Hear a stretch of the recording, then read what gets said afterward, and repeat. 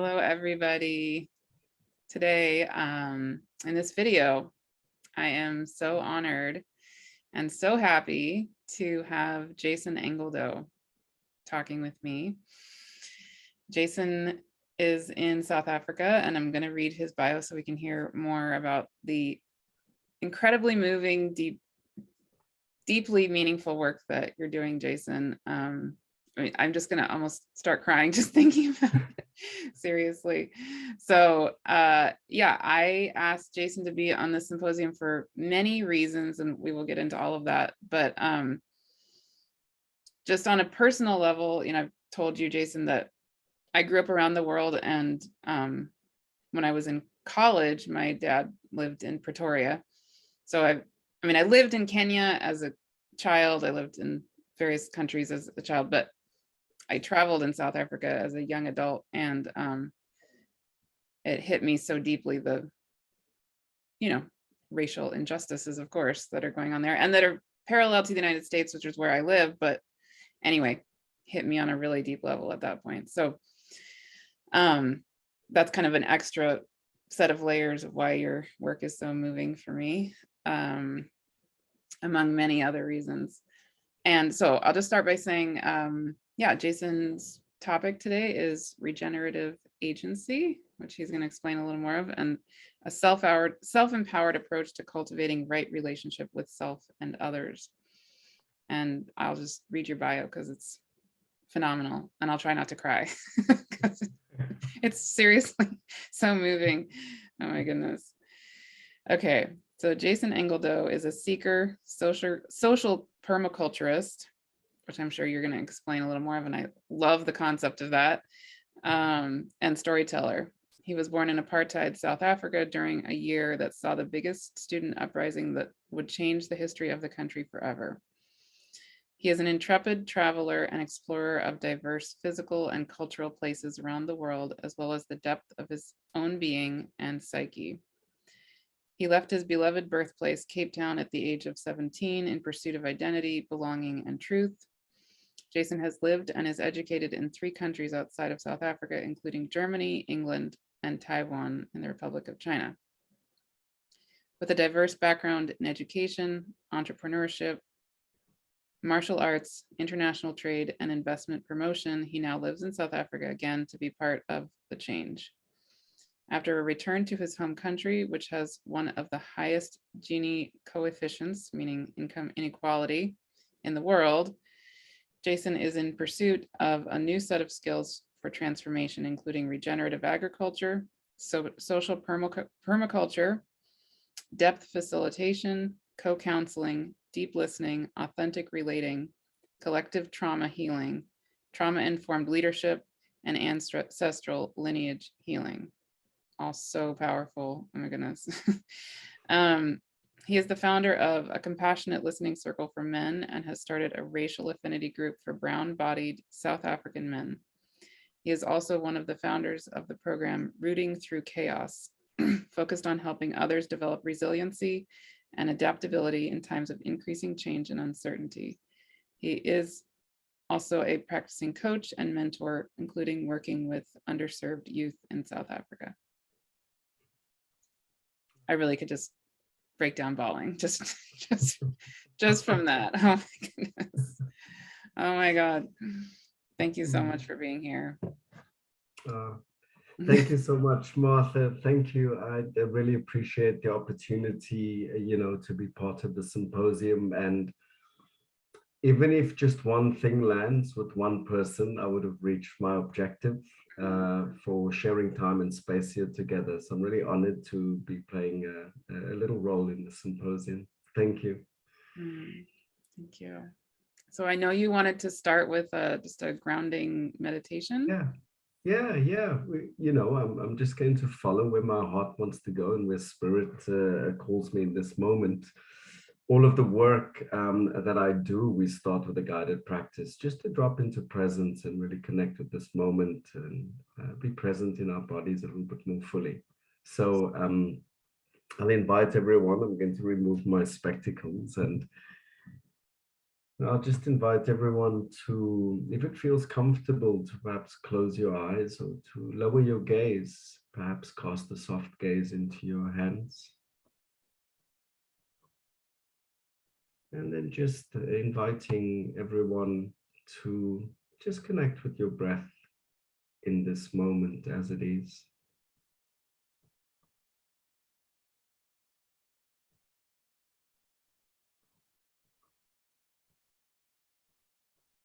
If it is rapid, let the breath be rapid.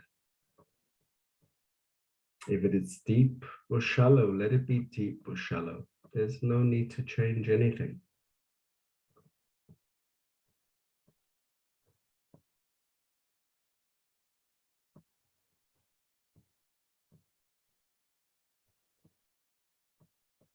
And I'll invite everyone just to scan the body from head to toe in your own time.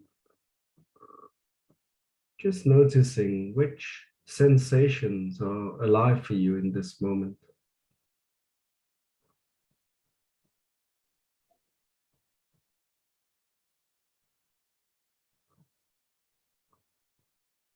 There might be tension, excitement,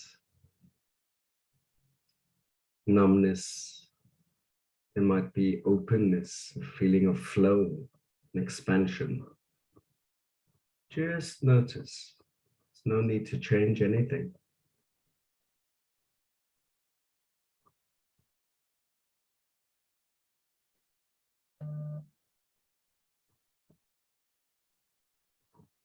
And if you're like me and your mind wanders with different thoughts, I invite you just to breathe a little bit more intentionally. Come back to the body and come back to the breath by breathing a little harder.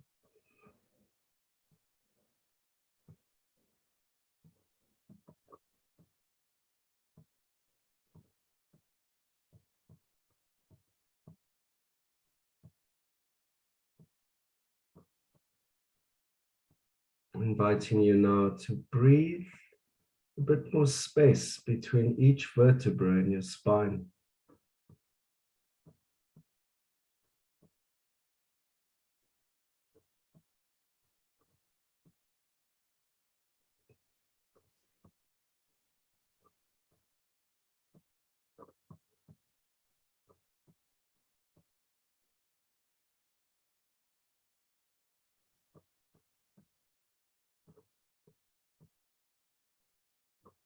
Inviting you now to bring attention to the heart space. And just allowing the heart to open up a little more.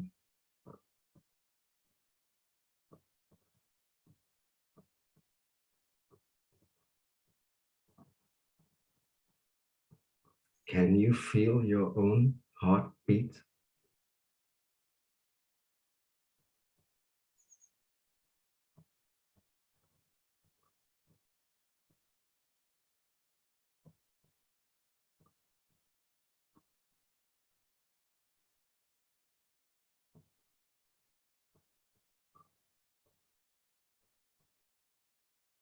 And now inviting you to bring your attention to your belly.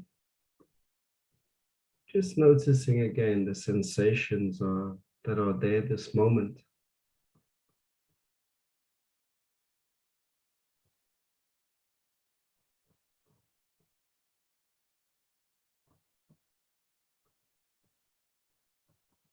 Now I invite you to move down your legs to the soles of your feet and each tip of the toes.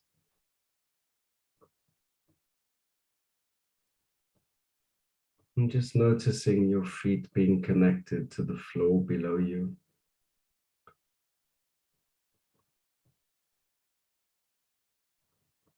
And that we are held and nourished by the earth we stand upon.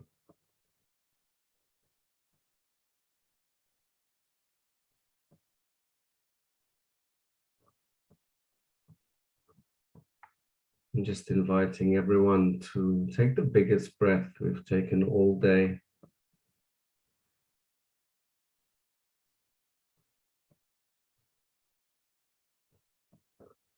And when you exhale, just relax.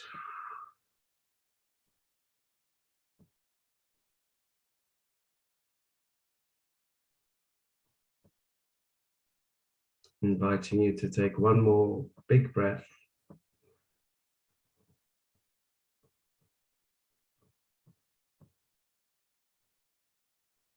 And when you exhale, just allow the weight of your body to be held by the earth.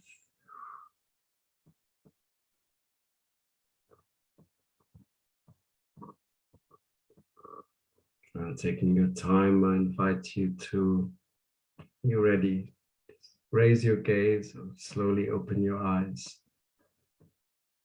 And to be reminded that we don't need to change the channel too quickly, that we can stay connected from this place of presence and being embodied.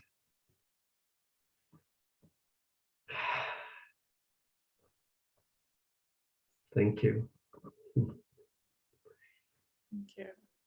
So, dear Martha, as I said a little bit earlier, each time I hold space for a group or for an individual client, it all starts from the present moment. We all come in different parts of the day, depending on where the clients are coming from, where they are located. And we come with, a different cocktail of hormones. We come with different experiences and activation of emotions that together in the guided practice, we help each other co-regulate and just allow us to be in a more present state that is more calm, that is more focused, that is more centered, and just allow any activation that might have happened about, thinking about, I've got to do the dishes tomorrow, I've got to do the shopping next week, and the pressures of work life and the times of rapid change that we live in. So it's lovely that we can proceed with this conversation from a place of presence. Yeah. Beautiful. Mm. Mm. I mean, I'm curious to hear, starting from the beginning of what you mean by this phrase regenerative agency, if you feel like starting there. That's yeah, absolutely. Regenerative refers to that which is life enhancing and life affirming, which is not destructive. I am a permaculturist. I practice regenerative agriculture.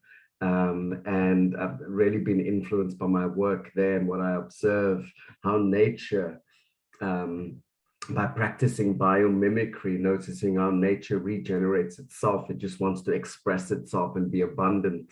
This is what I lean on when I speak of regenerating. And agency really refers to sovereignty, one sense of sovereignty or self-empowerment. And I won't forget when I was, in transition from my work in the public sector here in South Africa in international trade and investment promotion. I was invited to be a keynote speaker on agribusiness investment and export opportunities from the Western Cape, where I'm based. And I noticed, regardless of the racial identity of people in the audience, what I'd heard from previous keynote speakers and engagement with other government officials, I heard a lot, what can the government give us? And it's a moment that will stay with me forever, I think, because I noticed that I had a sense that people were giving away their own agency by saying, what would the government give us? Not what we can do. And contribute to the benefit of all our people in the country. And so regenerating agency speaks to that. Again, my work in regenerating agency is really based on the time that I lived abroad, for 14 years, as you had mentioned when you read my bio. Really living in those 3 different countries has impacted my worldview and the way I choose to show up in the world profoundly, not unlike the time that you had spent in different countries, Martha. But I was always feeling a call of my soul to come back to South Africa and be part of the change that I wanted to see, because I noted that some things might have changed, but systemically, I still noticed and sensed that there were still many challenges. And using as part of a master's degree in Gaia University in eco-social design, and experiential learning model by David Kolb, I was really developing the capacity to come into right relationship with myself after being away from the country where I was born for such a long time, and having these diverse experiences and really growing into that and understanding myself a lot more by shifting the perspective and being in a different context. I've been back home now for 12 years. 3 years ago, the longest period of time I would have spent as an adult would be not in my country of birth. It would be in the East, in Taiwan.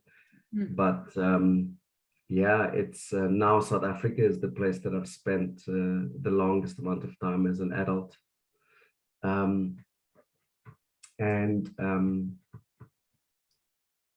I've really been experimenting and really understanding myself based on what I'd learned, and kind of integrating all the lessons that I've learned from spending time abroad.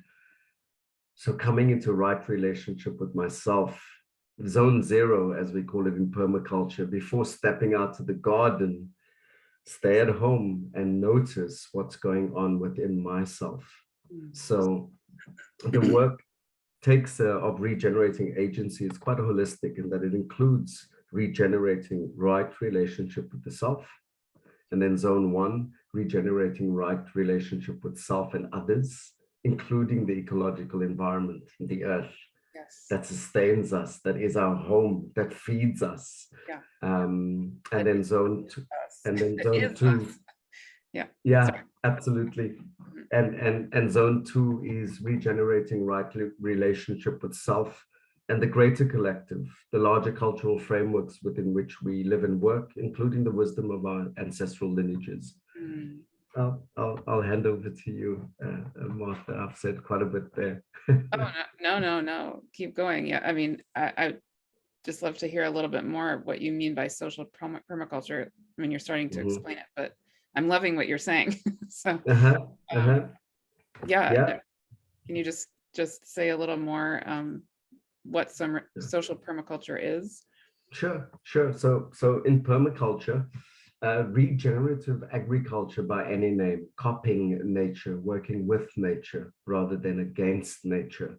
So, I try not to get attached to labels too much in a polarized world as such as the one in which we live, because I don't want to say this style is better than that style.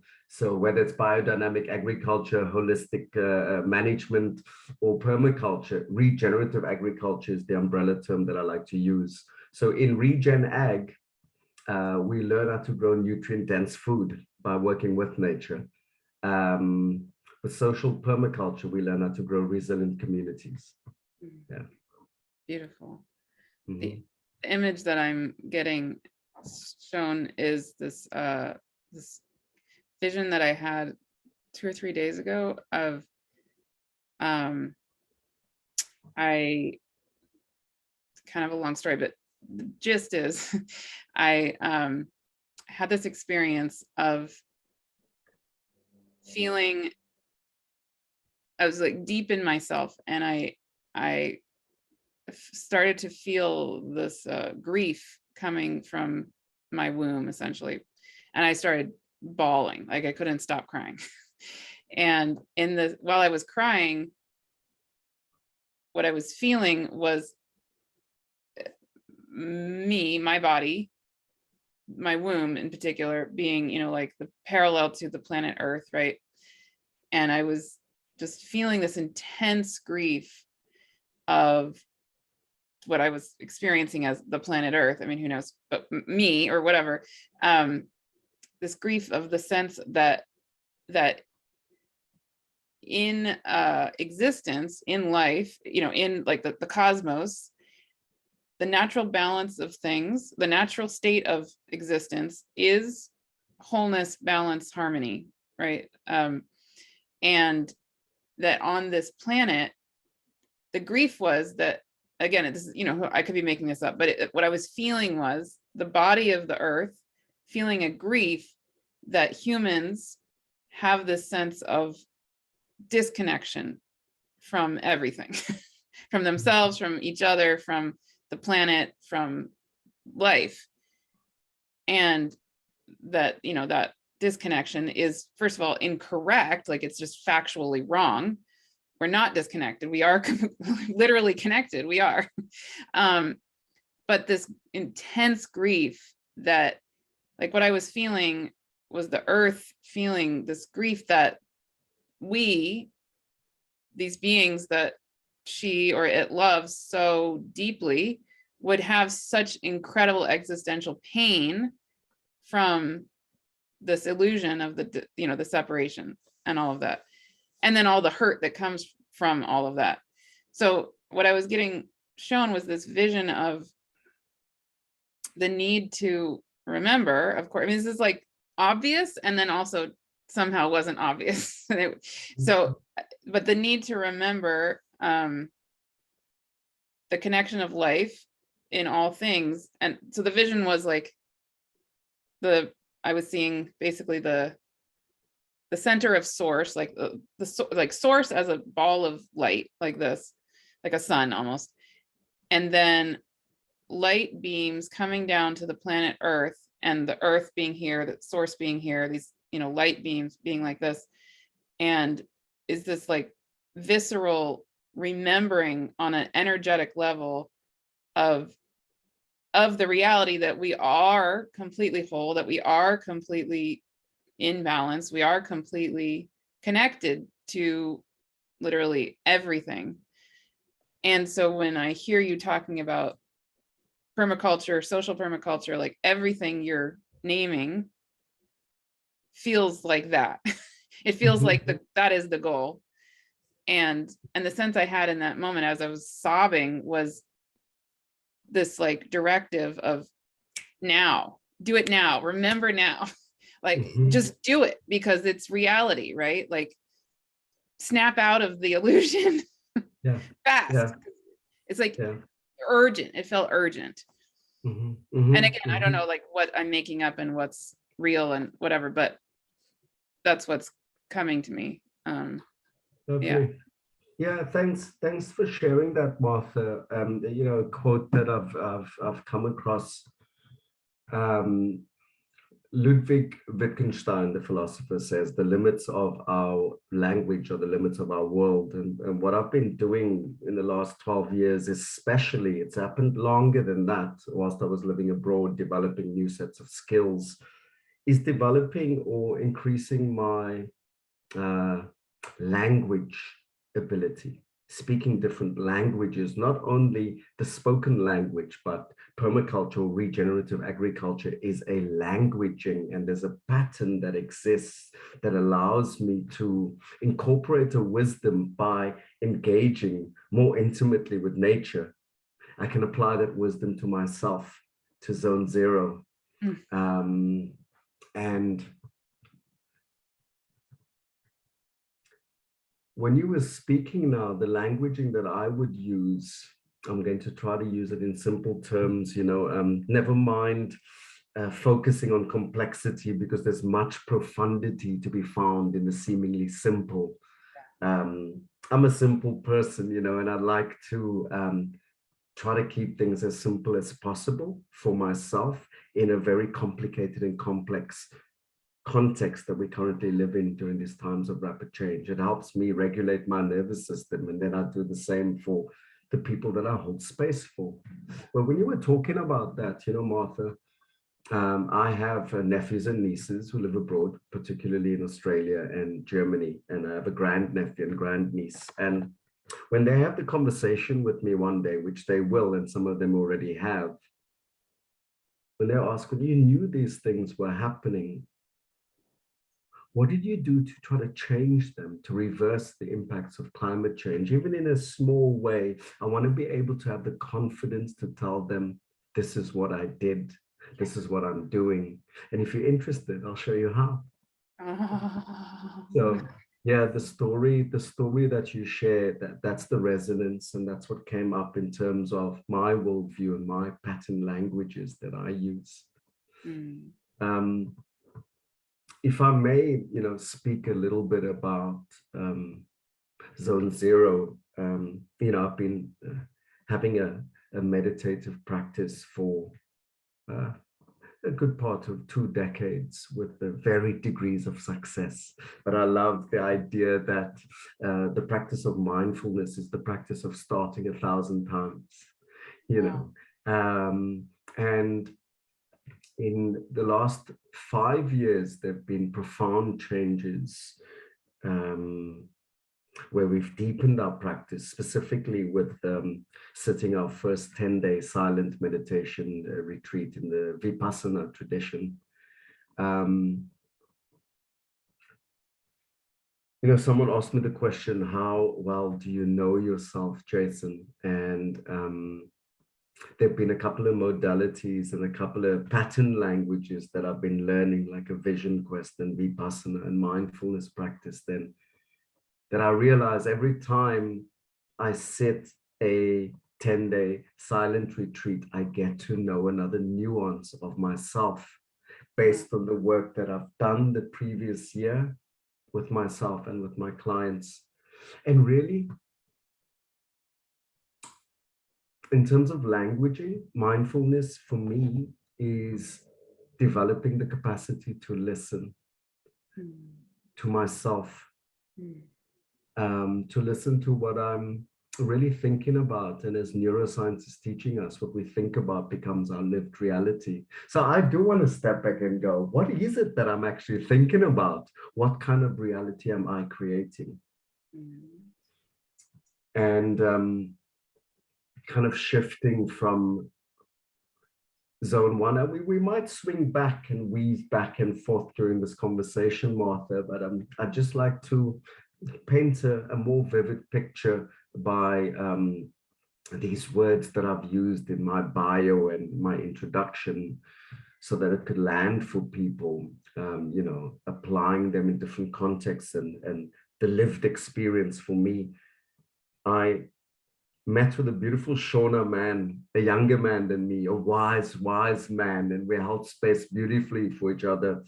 And after we had broken noble silence, after this deep excavation and understanding and going within, he says, Jason, where are all these amazing aware men when we go back home to the city? And he really made me think that when the universe gives us inspired thought, all we need to do is act.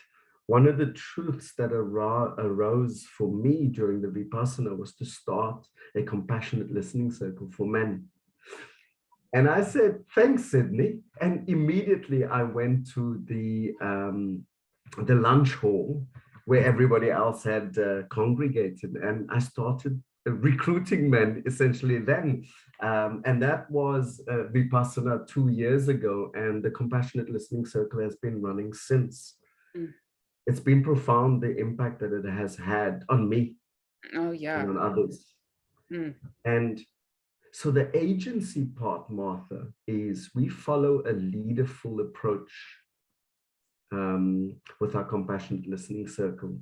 When I'm not there, some of the other participants step in to lead it themselves. So it's a sustainable model that can exist with or without Jason. And for me, that is a beautiful example of agency, self-empowerment. So we hold space for each other. We allow a space to authentically share some things that might be challenging. It could be distress. Once we've created the psychological safety in the group, which we have, it could be something a lot deeper. But we go as deep as we need to in the moment, not as deep as we can. Yes. And as a facilitator of that group and space, and the other pattern languages I've been learning, like collective trauma healing and trauma-informed leadership, I want to be able to notice in the field when there's an activation of emotions, through revisiting trauma or distressful things, moments in one's life, and then to help regulate. And that's an example of agency for me, where we can hold this space for each other because we heal in community, and in our context here, and I've heard in other parts of the world, there's not often a place where people could share so authentically and be held, seen, and healed together. Yeah. Well, and you're naming some of the trauma-informed aspects of what you do, which are so key. So, in my background, for most of 20 years, I was a clinical social worker, and my master's degree is in clinical social work from a school in the United States that specializes in trauma work. So, most of what I did was all with children in the foster care system, and with extreme trauma. So the trauma-informed ways of working are very important to me.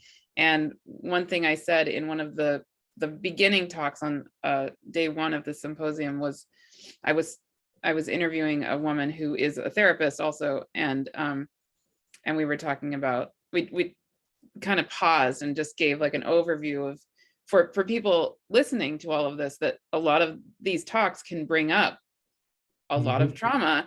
And so we just sort of named some of the key things to remember, as we're talking about or feeling things that are bringing up the trauma that we all have on this planet.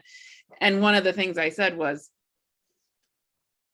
do not go for the jugular. You know what I mean? Like, do exactly what you said. It is so important to go just as deeply as is needed and appropriate in that moment, not as deep as you can. Exactly. I mean, maybe sometimes occasionally you would go as deep as you can, but that's usually actually not the most helpful thing to do. And it can harm. It can actually harm.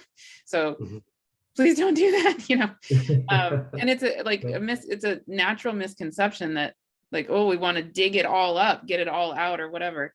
But that's often not actually what's going to help the most in that moment, So anyway, I just want to say thank you for thank you for saying that. Yeah. Thanks, Martha.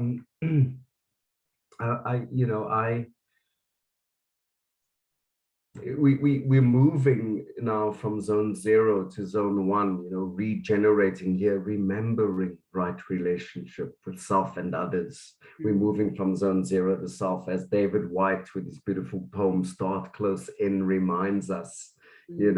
Don't take the first step or the next, start within.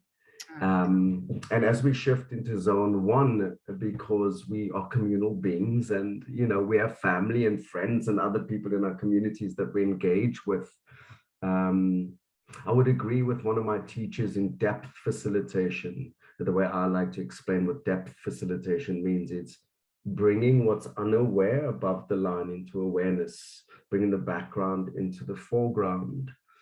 I would agree with her when she said, one of the biggest pieces of trauma that all South Africans, regardless of racial identity, have to heal from is post-apartheid trauma. Absolutely. And I feel, Martha, when I left South Africa, I almost relinquished my voice to speak about and influence change in this place. Because I've moved to another place and I'm connected with the spirit and a learning of another place and other people and other cultures. But now I'm starting to become more vocal after dedicating 12 years of my life back in South Africa, the place that I really love, and I'm doing work as an agent of change. I feel like I can start to be more vocal about things that I see, things that I sense, and to start to talk about, developing solutions around that. And And so that's, you know, this is how we've birthed the racial affinity group. You know, this is a place where people of the same racial identity can speak again in a safe place about what it means to be that specific race.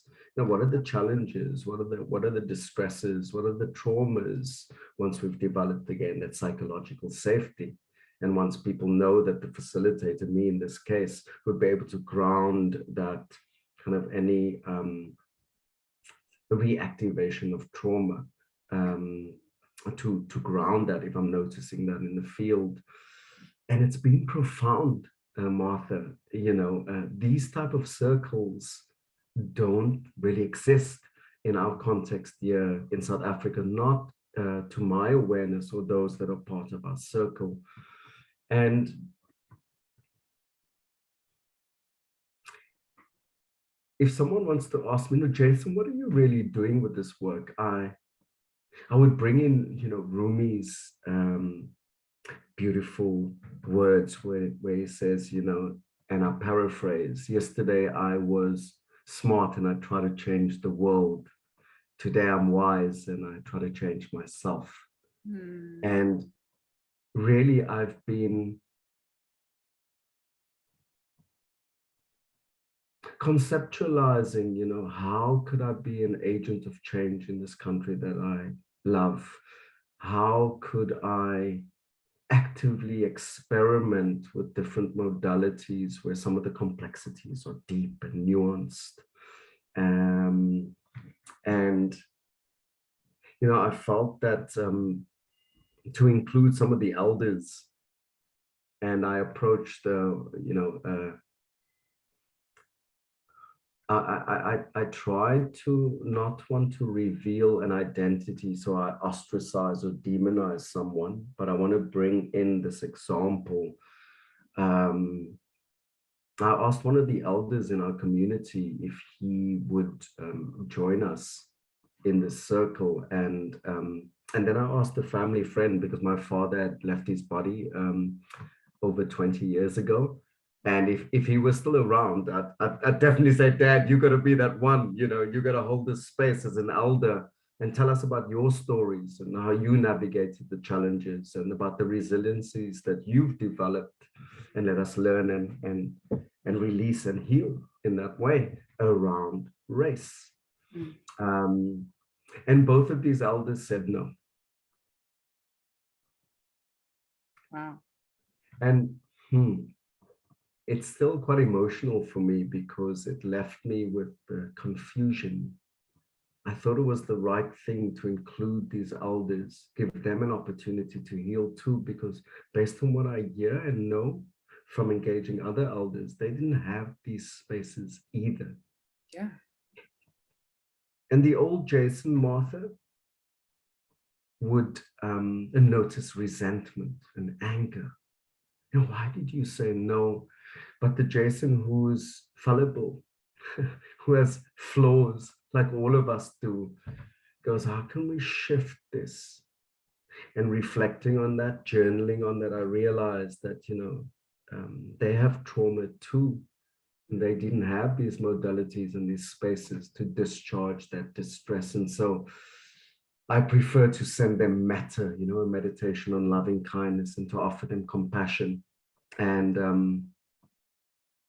I also realized that as Native American Indians speak of the red road, sometimes we come to a path in the woods and the path ends. And that's when we need to dial up the courage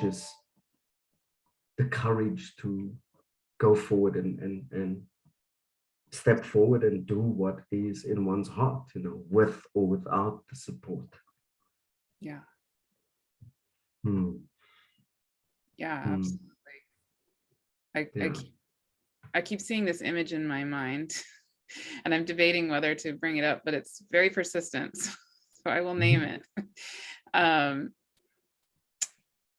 thinking about, of course, you know, that there's this collective trauma on this whole entire planet, South Africa being a very stark example, the United States similar, but I'm also thinking of my family has lived in India since 1916. And my great-grandparents, I'm named after my great-grandmother, Martha. They were missionaries in India starting in 1916. Actually, two sets of my great-grandparents. My father's mother and father were both born and raised in India. So anyway, there's this example, the story of my great-grandparents who, of course, were still there when India was going through partition, in 1947. And it was a horrific, I'm sure you are aware how unbelievably beyond horrific that was on so many levels. And, millions of people were slaughtered and all these things. Okay, so there's this example, and I don't totally know why I'm getting so like a persistent need to tell you this story, but I'll just say it and then we'll see what comes out of it. Thank you. Yeah. So there was this one time that so India got split into three parts, right? It was a whole, and it got split into what became West Pakistan and East Pakistan. And then in the 70s, 25 years later, 30 years later, West Pakistan became what is now Pakistan, and then East Pakistan became Bangladesh. So I grew up as a child in Bangladesh and Pakistan, but my family had lived in India for a long time. Okay, so my great-grandparents lived in what was in 1947 what was becoming Pakistan, but their children, their grown children by then, were living in parts of what was staying India. Okay, so this one time my great-grandparents took a train, were taking a train from what was staying India into what was becoming Pakistan. And maybe you're familiar with, there was a huge phenomenon during partition where the Hindus and the Muslims would slaughter each other on trains. So there's this one time when my great-grandparents were white. I'm very white. I'm only Caucasian. They're Caucasian. They were riding a train from India to Pakistan, and the train got stopped. And these men got on the train, asked my great-grandmother, my great-grandfather, and I think one other white person to get off the train. So like very politely, they stepped off the train. And then those men got on the train and literally murdered every single other person on the train. And yeah, like, oh my God, just like beyond.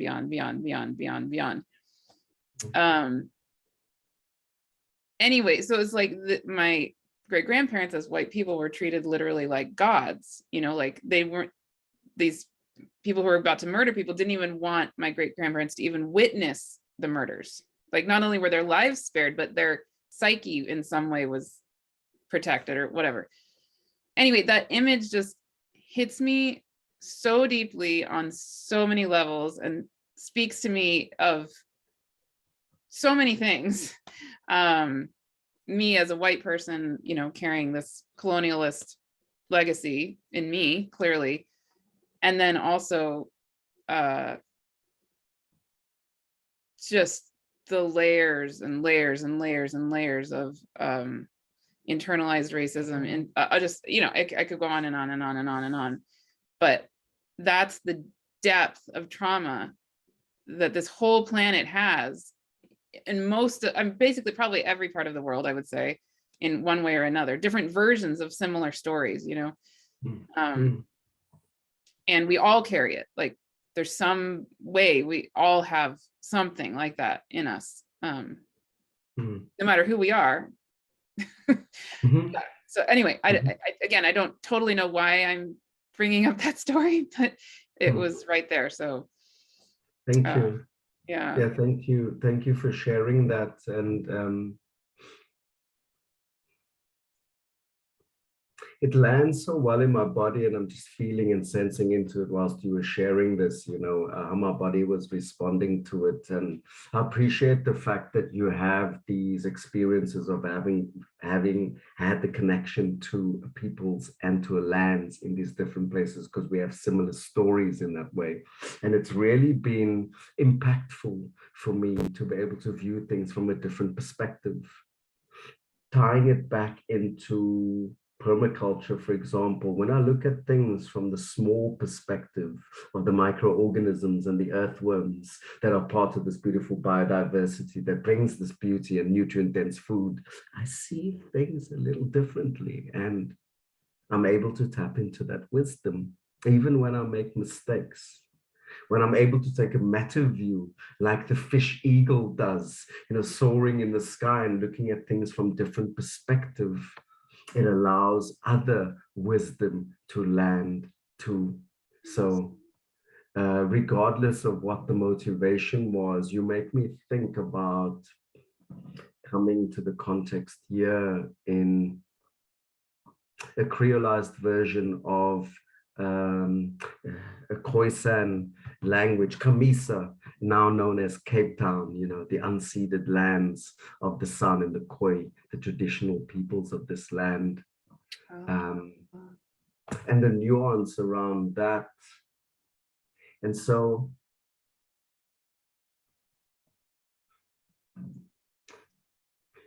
as part of this journey of my own inner healing, I need to reflect on what your share just then, Martha. I received this from one of my teachers, and I reflect on it from a place of compassion and open-heartedness. We all have the poison and medicine in our own hearts, DNAs, in our own bodies. I have the poison and the medicine in my own heart. What I choose to use, that makes the difference of how I show up in the world. And it's a beautiful way to contradict what I also see in the world, because I also see it within myself, is the tendency for victim consciousness or self-righteousness. It really keeps that at bay. Because when I'm aware that I'm capable of fallibility, making mistakes and hurting other people through my own mistakes, I quickly meet self-righteousness and any spiritual bypass. But now I meditate. Of course, I'm a lovely person. I can do no harm. I practice regenerative agriculture. I'm contributing and reversing some of the, some of these thoughts do okay in my mind, but it meets that self-righteousness there. And then the victim consciousness. Some of my people, in terms of the gifts and resiliencies that I inherit from my ancestors, were also victors, regardless of the melanin, where they fell in the melanin scale. And a quote comes from someone we still refer to as the father of our nation, because the leaders that we are dealing with at the moment have forgotten the wisdom of their own trauma.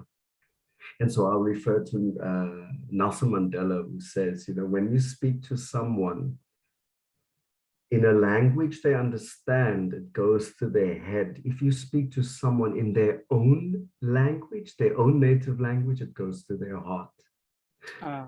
So I've noticed when there are many foreign nationals who live here, and some of them have refugee status, and in our context here in the Cape, other parts of South Africa too, those might be from the beautiful country of Zimbabwe or Malawi. I haven't visited the latter. I have an intention to. And whenever I meet those ones, that's how I meet them. And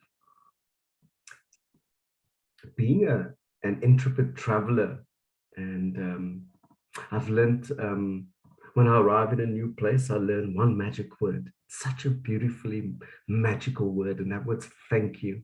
And when you can say it in someone's native tongue, there's a magic that I'm even getting goosebumps, taking myself back to those many places that I've traveled and where I've learned thank you in their native tongue. There's a beautiful exchange that happens for both people. And so that's how I meet a Malawian for example, when I ask, and they are not always forthcoming with where they come from, I imagine sometimes the visa status might be a challenge, or they're a little bit afraid of what they might encounter. I know there have been incidences of xenophobia. You know, these people are taking away our jobs. And I understand what it is like to be a foreign person in a new land. And so that helps me be compassionate. And then I would go to the Malawian when he or she eventually says, I'm from Malawi. The first thing I said, that's a beautiful place, I've heard, and I will go visit there one day. And then I say in Chichiwa, Muli Bwanji, you know, how are you? And Zikomo, thank you. And the same thing happens in Shona in the same context, you know, Ndepi, you know, what's up? Maitabasa, thank you, in the Shona language. And the situation changes so significantly, Martha, because these people feel seen and heard, sometimes in a context that can be hostile, met with racism, with xenophobia. And at the end of the day, the two of us walk away from that exchange feeling enriched. And that's the meaning that I take from the quote that I mentioned from Tata Madiba, Nelson Mandela, speaking to someone in their own language, and that connection going to their heart and being reflected into mine. I do it almost every day. It's a simple way, you know, just to engage and just to shift things where they could be really challenging, traumatic. Yeah, absolutely. Yeah. And also just, I also agree. I would totally agree with that. And also would say, like, just being and just listening, like, even if you don't know their literal language, you know, again, having grown up around the world, like how much of my life I've spent just like seeing life through other people's eyes, and so magical, even if you can't speak any words to each other at all. I love that, Martha. I get so excited, you know, because some parts of our stories are so similar. So, you know, I'm there, you know, I'm there in Taiwan where you know, the name of the street, you know, my first week in Taiwan on my little 50cc scooter, and you know, the names of the street hadn't been translated into the Wade Giles system or pinyin using Roman characters, you know, English letters that I can understand. Yeah. And it's in Chinese, and I'm lost. And quickly, that's a very humbling experience, and we learn to listen in different ways. And this is what I find so potent about our compassionate listening circle. When we develop the capacity to listen, we develop the capacity to hear what's not being said by ourselves and others. Again, it's a language, you know, it's a pattern language. And I feel like this is perhaps a nice way to shift into a little bit of zone 2, regenerating here, remembering right relationship with the self and the larger cultural context and frameworks in which we live and work, including our ancestral lineages. I was just about to say, I definitely want to hear about the ancestral healing before we, there you go, perfect. Beautiful. Yes. That's the validation then that we've been sensing. That was going to be my next question. Yeah, absolutely. So I hope, and let me be explicit by naming it, that once we develop a faculty of listening, for example, in mindfulness, listening to, you're practicing meta thinking or metacognition, you know, what am I thinking about, and what reality is that creating for me, and what's the psychosomatic interplay? You know, is my thinking causing pain, tension, distress? Is my thinking causing flow, openness, expansiveness? And then we develop a capacity to listen. What are the earthworms saying? What are the plants saying? What language do they speak? And developing again the capacity to learn a different language. And as we build on this capacity of languages, we can grow in the ability to communicate. And so when we come to a field that might seem foreign and strange to people, ancestral lineage healing, coming into right relationship with our ancestors, there's no continent on earth that have besides Antarctica, that don't practice ancestral reverence and connection. Mm-hmm. And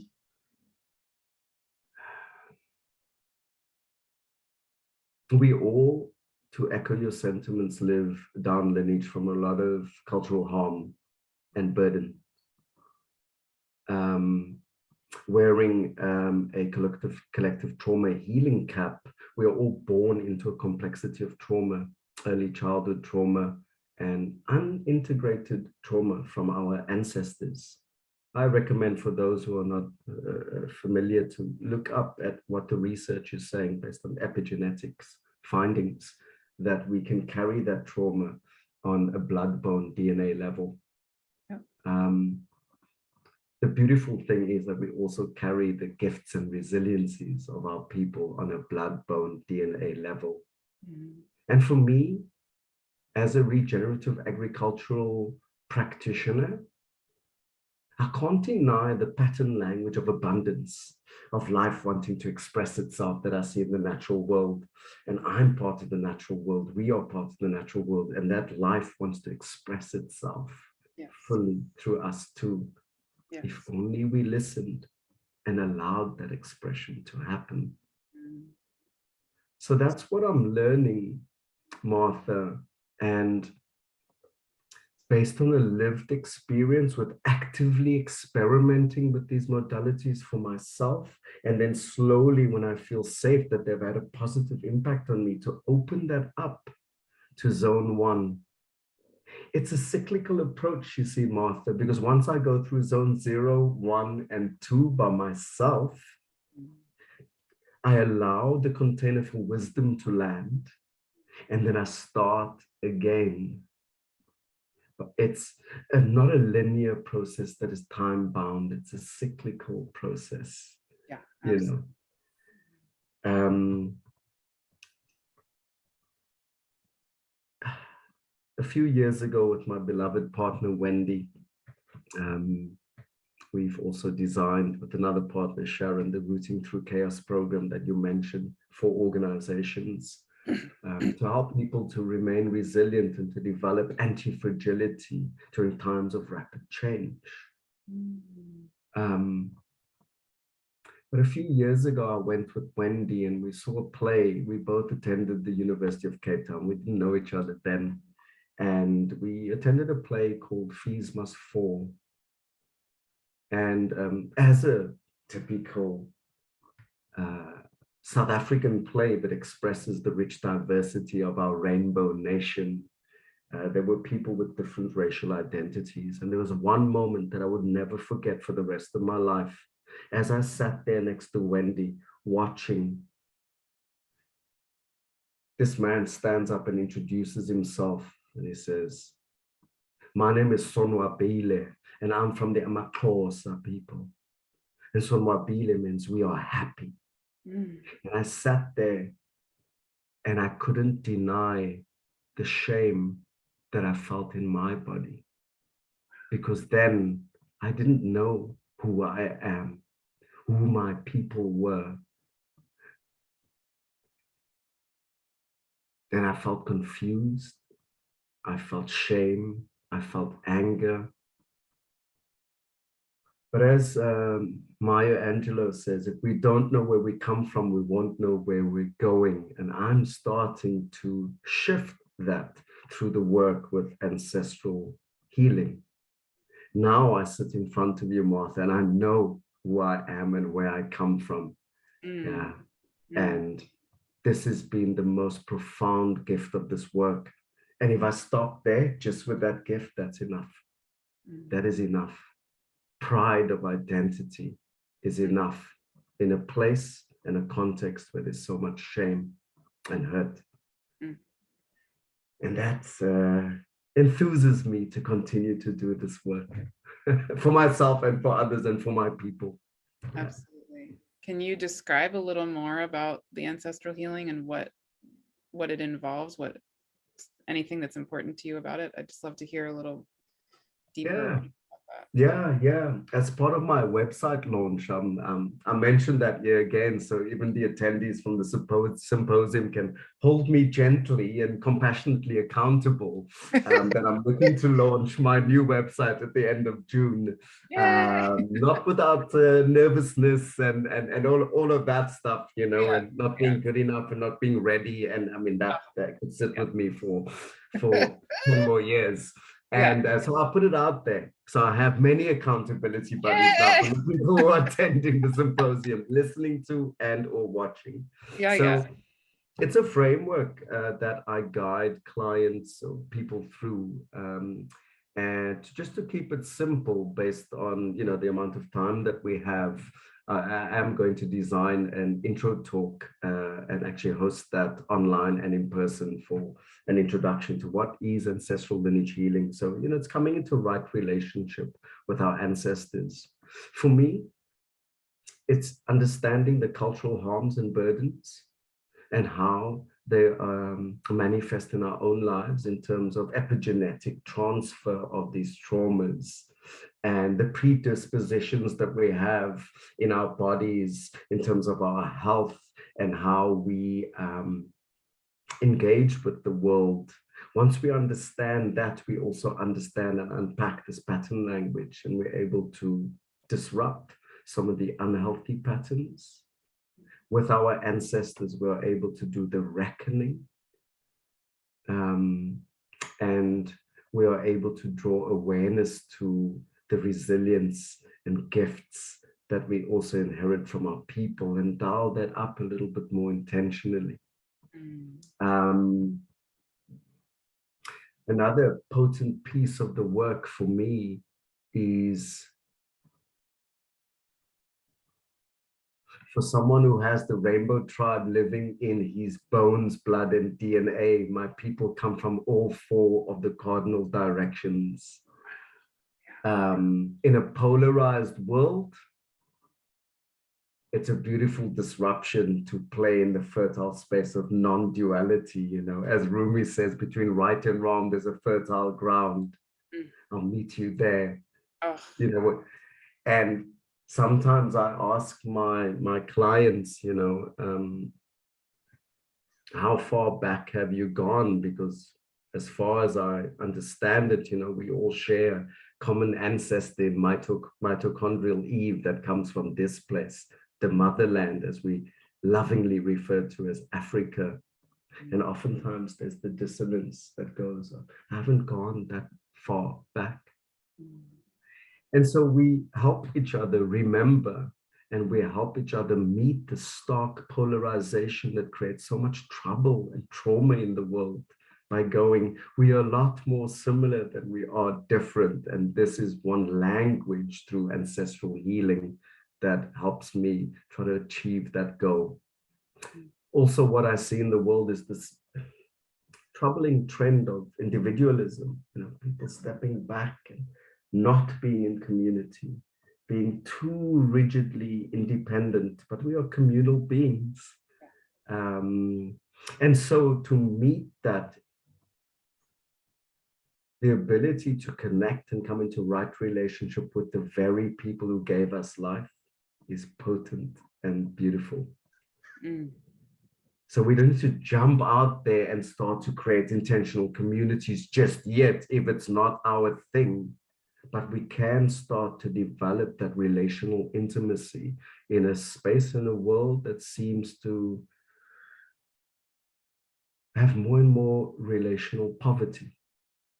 But we need to be in community. We heal in community, and we develop resilience and anti-fragility in community. Yeah. One of the many reasons I love your description of social permaculture with the zone 0, zone 1, zone 2, and coming back zone 1, you know, the cyclical. Right. Yeah. Right. Yeah. Because I feel like I have heard a lot of people dichotomize, you know, the inner work and the outer work as though they are, one is better than the other, or we're doing too much of this one or not enough of this one, or too much of that one and not enough of this one. And and people can get very heated about it even. But what resonates for me absolutely is exactly the way you're describing it. Is it's all of it. You know, it's a living system. We are a living system, and so therefore our healing is also, should, I think, be a living system, you know, not a static thing. Right. It's so beautiful the way you hold it. Thank you, Martha.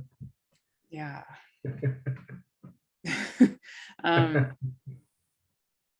Is anything else arising in your heart or spirit or mind? Yeah, it's interesting too, from a different perspective now, having deepened with a lot of these modalities that I've mentioned. Sitting a 10-day meditation retreat at the Vipassana Center, an hour and a half outside of Cape Town. It's profound how every single time I sit and listen to the same discourse and sit on the same cushion in the same beautiful meditation hall, and I meet with myself, I learn something new. Foolishly, on day 9 of 10, a thought occurred to me that this was relatively easy and I didn't have that much pain in my body. And then on day 9, I was surprised with something that we call a storm. Severe pain. And I had an understanding for the first time quite profoundly of the psychosomatic connection of what we think about manifests in our body and manifests in our lived reality. And I was thinking about, without being too activating for myself or anybody else listening to or watching this talk between us, I was thinking about how some of my ancestors could enact so much harm on some of my other ancestors, right here within the context of South Africa. For those who know, they'll know. This is not the place perhaps to go into too many details, but I couldn't fathom the acts of genocide, disenfranchising, and I was thinking about this, and it manifested in my body as a fire, as a severe pain, as a complex, or in the parlance of Vipassana, a sankhara that needed to be released from our body. And it was profound, and the ability to have the languaging and experience to understand what was going on and to observe that. A lot of wisdom arose from that moment, and it feels good for me to share that and to go a little bit more intimately. I realized that I need to let go of some of that cultural burdens, not to forget, to remember, to understand, to integrate and allow that to flow, not to hold it into my body. And it was extremely liberating. And the universe said a big yes, because I saw the biggest shooting star that night that I'd ever seen in my life. And yeah, it's just a validation for my people, you know, Jason, you're on the right path. Carry on, son. Yeah. So beautiful. Well, and again, yeah, it's gonna make me cry. But right, I just, yes, on so many levels, it's like the human words. Where are the human words? What I'm trying to say here. Yes, it, you know, again, it brings me to how acute the trauma is on this planet, and that if we do not do that, if we do not let it move through our bodies, integrate it, all of that, you know, what are we doing? We're living it out. It's there anyway. And what's happening on this planet? We're bombing people. We're killing people, literally. We're murdering people. You know, I mean, oh my God, you know, that is the unfelt and unintegrated incredibly deep trauma all over this entire world, it's going to come out in one way or another, right? Like it does, it is, it's always constantly coming out. It's just, if it's in an unintegrated way, it's creating more trauma. That's all it's doing. Yeah. Again, no matter who we are, but yeah, like, I mean, again, just really quick, going back to the train example, right? My biological family happened to be the white people. And at the same time, my stepmother, my father married a woman when I was a child in Pakistan, and she was like my second mother to me.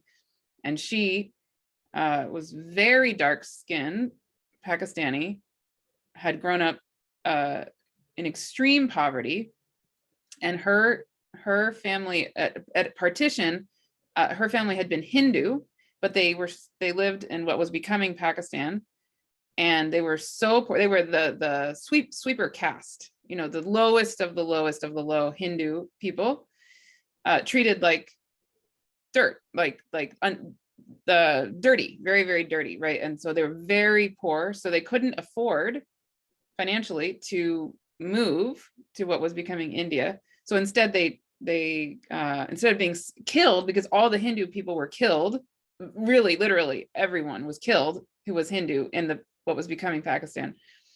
So instead of being killed, they converted to Catholicism, to Christianity, which meant that they were still a minority, a really extreme minority in Pakistan, and treated like dirt still, but at least they weren't killed, right?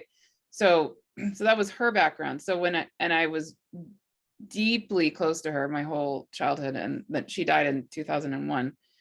But so when I think of those trains, you know, like she wasn't killed obviously on that train. She wasn't even born yet, but versions of her were being murdered. I mean, across the whole train. And my stepsisters and my, you know, it's like, oh my God, it's like just too much, so much. So it's not my biological family, but it's still my inner family, on both ends. I mean, it's not that my white family was murdering them, but in a sense, yeah, like they were, you know. So anyway, we all have all of this in us, and right, yeah, we have to do something really radical to not perpetuate it, because it's being perpetuated every single day in every part of this planet. All the time, every moment. Yeah. And Martha, thank you for sharing that. And again, the other unintended consequences that we pass that on to our children and our grandchildren and the next generation, the same history repeating itself. Yeah. I'm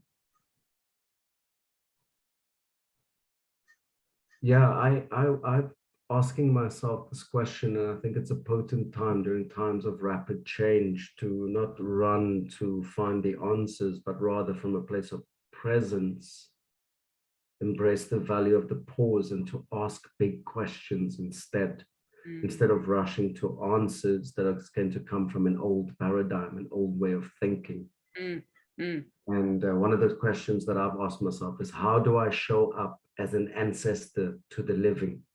Oh my God. Oh my God. Yeah. Oh my God. No, I'm really gonna cry. Woo!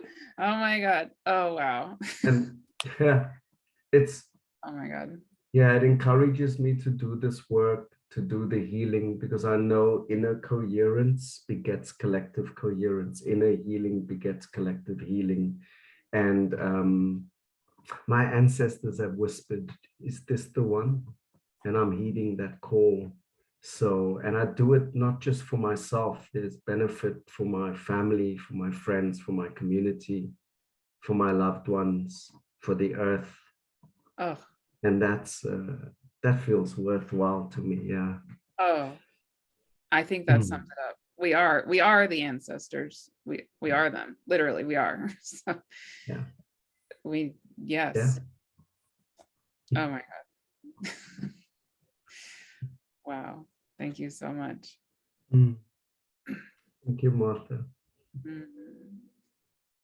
Incredibly beautiful. Oh my goodness. Okay. Wow. Here we are. So we are. All right.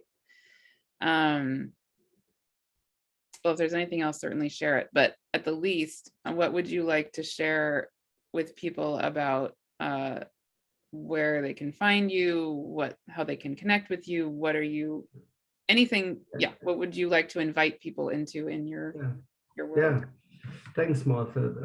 Yeah, I've been trying to distance myself from social media, especially when the collective fields are really activated. You know, I've been wanting to ask myself, you know, realizing the importance of grounding and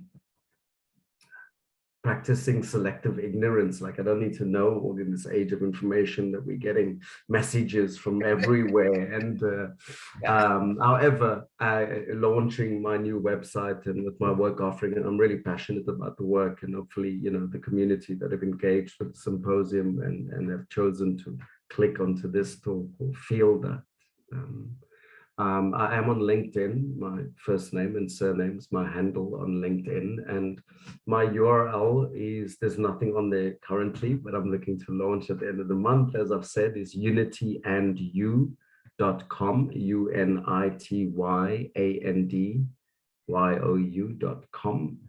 And by the way, it seems fitting now as we close the conversation that unity refers to the singularity, the interconnectedness of everything. Ubuntu, as we like to call it here in South Africa. I am because you are.